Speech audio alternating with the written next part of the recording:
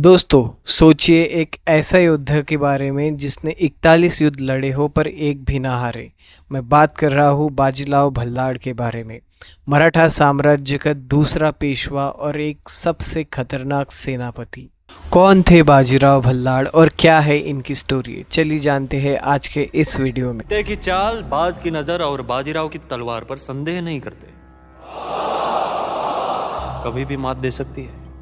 दोस्तों, बाजीराव भल्लाड़ का जन्म होता है 18 अगस्त 1700 में नासिक में और उनके पिताजी का नाम रहता है बालाजी विश्वनाथ और माता का नाम रहता है राधाबाई। बालाजी विश्वनाथ जो है वो मराठा साम्राज्य के सर्वप्रथम पेशवा थे, जो कि शाहू महाराज के अंडर काम करते थे। फिर आता है दोस्तों साल 1720। 1720 में बालाजी विश्वनाथ, जो कि मराठाओं के पहले पेशवा थे, उनकी मृत्यु हो जाती है और फिर सवाल उठता है कि आगे पेशवा कौन होगा।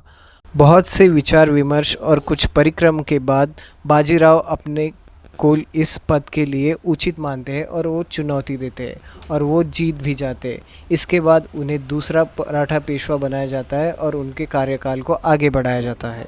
बाजीराव को जो है वो बचपन से ही घोड़सवारी, तलवारबाजी और पॉलिटिक्स में पारंगत उन्होंने हासिल की थी और 20 साल की उम्र में ही वो बने थे मराठा साम्राज्य के पेशवा। बाजीराव ने न सिर्फ तलवार से बल्कि तेज़ घोड़सवारी, सेना और स्मार्ट पॉलिटिक्स से भी भारत के उत्तर में मराठों का परचम लहराया।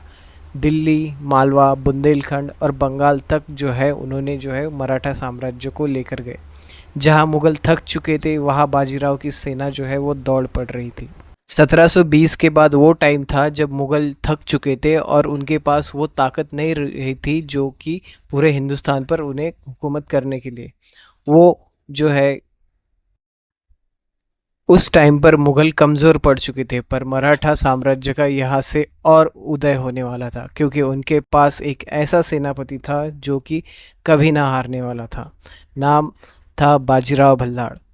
1728 में पलखेड़ की लड़ाई उनकी एक बहुत यादगार लड़ाई हुई। बाजीराव ने प्रसिद्ध जीत इस पर हासिल की क्योंकि हैदराबाद के निज़ाम को बिना बड़ी लड़ाई के ही उन्होंने घेर लिया और मजबूरन उन्हें जो है वो संधि करनी पड़ी। ब्रिटिश इतिहासकार इसे कहते हैं एक पॉलिटिक्स का अजूबा, क्योंकि उन्होंने ऐसा प्लान ही ऐसा बनाया था कि निज़ाम को जो है वो मराठाओं के आगे झुकना पड़े। आप चाहते क्या हैं? पूरा हिंदुस्तान। साल 1720 के बाद हम कह सकते हैं कि मराठा साम्राज्य जो है वो अपने जेनिथ तक पहुंचा, क्योंकि उस टाइम पर जो मुग़लों का साम्राज्य था वो कम होने रहा था। लेकिन बाजीराव सिर्फ एक योद्धा नहीं थे, उनका दिल भी उतना ही साहसी था जितना उनका दिमाग था। मस्तानी, एक मुस्लिम राजपुत्री से उनका जो है वो प्रेम में वो पड़ जाते हैं। समाज की परवाह किए बिना ही उससे अपनी पत्नी वो स्वीकार करते हैं और आज भी ये प्रेम कथा लोगों को रोमांचित करती है। 28 अप्रैल 1740 रावेरखेड़ी के मैदान में लड़ते लड़ते बाजीराव का शरीर जो है वो थक चुका था, लेकिन उनकी विरासत आज भी जीवित है। ना कोई गढ़, ना तोप, ना जंजीर उनके पास था, सिर्फ अपनी रणनीति, रफ्तार और रौब। वो था पेशवा बाजीराव, भारत के सबसे महान योद्धाओं में से एक, जिनकी तलवार से ज़्यादा